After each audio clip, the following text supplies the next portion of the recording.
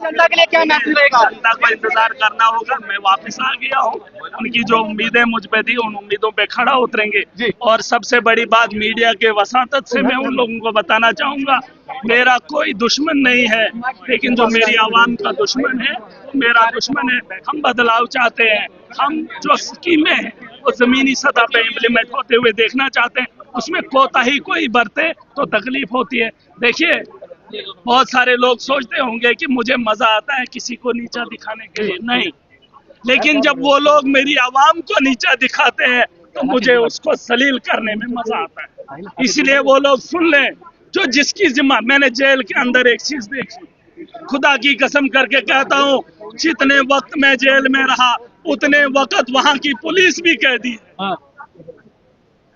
जितना मैं जेल में रहा उतने वो पुलिस वाले जेल में रहे। शायद ही 10 दिन किसी ने छुट्टी ली होगी। अरे जब वो लोग काम करते हैं तो तुम्हें कौन सा मर्ज है? जब लोगों का काम करने के लिए अवाम तुम्हारे को खटखटाती है तो तुम बाबू बन जाते हो, ट्रंप से बड़े हो जाते हो, मन मर्जी फैसले लोगे। फैसले अवाम की बेहतरी के लिए जो कानून में बताया है उस कानून का उल्लंघन कानून की किताबें पढ़कर उस कुर्सी पर बैठकर मत कीजिए।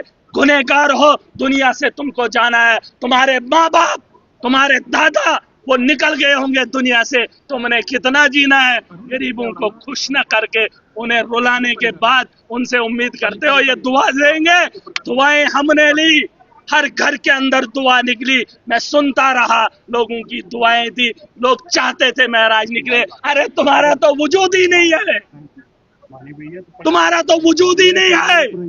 तुम अपने किरदार को अपने गरेबा में झांक कर देखो, तुम कहाँ हो? 8 महीने पहले महराज को कहां से उठाया था और तुम किस जगह पर थे? और आज महराज जब उस जेल की सलाखों से निकल कर आया है, किस मुकाम पे खड़ा है?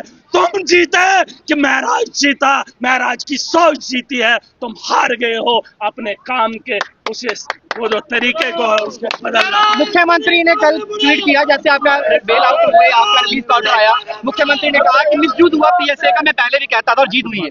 अरे वो मुख्यमंत्री है, अगर मैं मुख्यमंत्री होता तो ट्वीट से बात नहीं बनती। वादे किए हैं सरकार ने, बड़े बड़े वादे, 370 का वादा, क्या किया उसके लिए? क्या किया? अभी कहते हमारे पास 5 साल है। अरे पूछो इनको, कैजुअल लेबर उसको कहाँ परमानेंट करेंगे, बिजली फ्री देंगे? मैं डंके की चोट पे अगर बार बोल रहा हूँ, 10 साल हमने दिल्ली के अंदर बिजली फ्री दी, तो दिल्ली राजधानी है कि नहीं? वहां महंगाई होनी चाहिए कि सस्ता होना चाहिए? अरे उस दिल्ली में हमने 10 साल फ्री बिजली, फ्री पानी, महिलाओं की यात्रा, यहाँ तो गाड़ी नहीं मिलती। ये बात करते हैं किराए का, इन्होंने जगह जगह टोल लगाए हैं, जगह जगह माफिया को बिठाया, रसीद वाला वो भी लेता है, वो भी लेता है, रसीद फाड़ने का काम करते हैं। इन्होंने रोका, क्या किया इन लोगों ने? अरे बोलेंगे हमारे पास कुछ नहीं है, अरे मुंह तो है तुम्हारे पास। अगर कुछ नहीं है, जुबान तो तुम्हारे मुंह में है कि वो भी किसी को दे रखी है। साहब, आपने जेल का माहौल देखा, कई सारे पढ़े लिखे नौजवान इस वक्त जेलों में बंद देखिए, हैं, उनकी आवाज उठाई जाएगी इसके बाद। हजारों के हैं, बेगुनाह भी हैं, गुनहगार भी, क्योंकि गुनाह के बगैर तो जेल के अंदर कोई होता नहीं। गुनहगार भी हैं, बेगुनाह भी हैं, लेकिन इंसाफ वक्त पे मिले तो बेहतर है।